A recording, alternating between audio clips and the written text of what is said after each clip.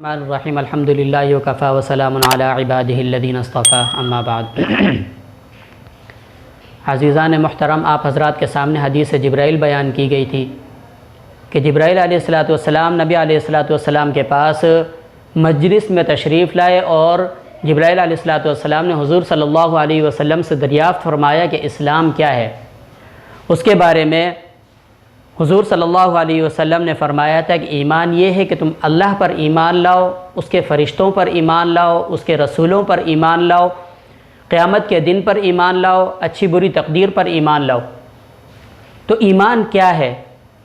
ईमान एक नूर है जो हुज़ूर सल्लल्लाहु अलैहि वसल्लम की तस्दीक़ करने पर दिल में उतर जाता है, और जब यह नूर दिल में आता है तो कुफ्र व इनाद और शिर्क व बुत परस्ती, ज़लालत व गुमराही, रसूम जाहिलियत, तमाम की तमाम तारीकियाँ छट जाती हैं।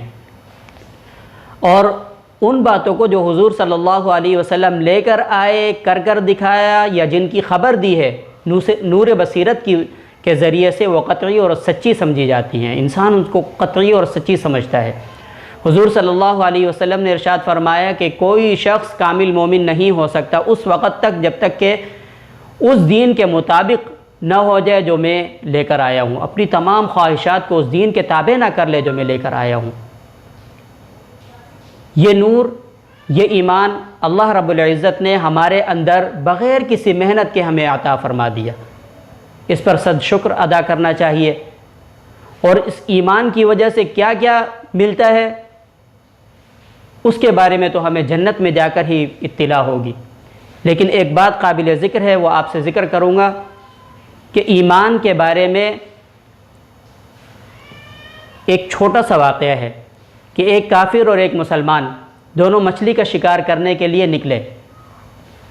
काफिर जब भी मछली का शिकार करता, अपना जाल डालता, अपने खुदाओं को पूछता, पुकारता और उनसे दुआएं मांगता, तो उसका जाल जब बाहर निकलता तो भरा हुआ होता था मछलियों से। और ये मोमिन जब अपना जाल डालता, अल्लाह ताला का नाम लेता, दुआएं करता, लेकिन जाल खाली निकलता। सारा दिन इसी तरह जाल फेंकते रहे, निकालते रहे, मोमिन के पास कुछ भी ना आया और काफिर का जाल भरा हुआ होता था। शाम को गुरूब आफ्ताब के वक़्त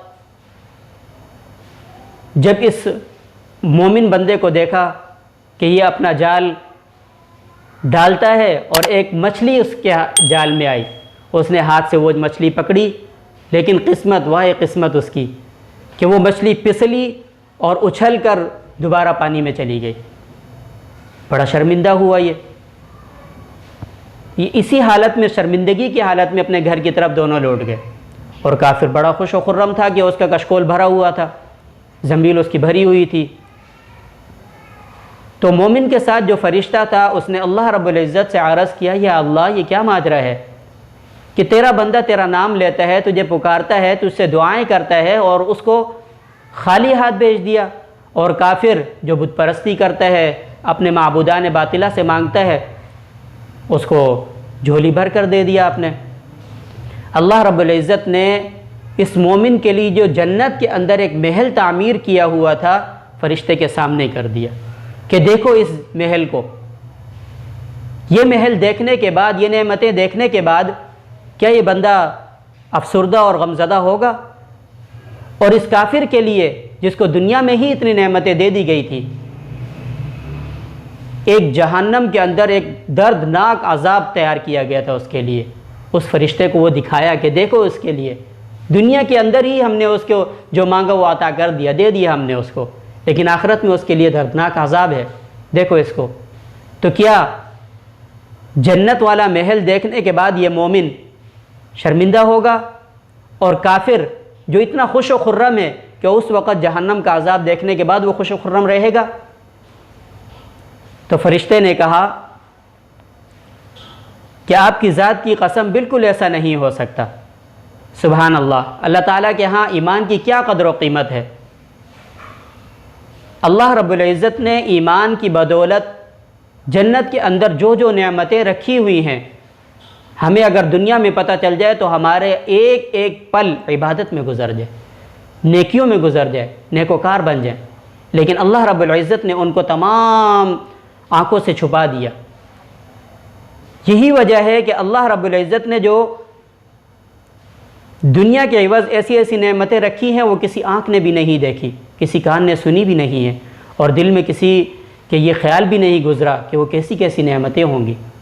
अल्लाह रब्बुल इज़्ज़त से दुआ है कि अल्लाह रब्बुल इज़्ज़त हमें हमारे ईमानों में पुख्तगी नसीब फ़रमाए, और इस पर जो नेमतें अल्लाह रब्बुल इज़्ज़त ने मुरत्तब की हैं उनमें हमारा भी हिस्सा शामिल फ़रमाए।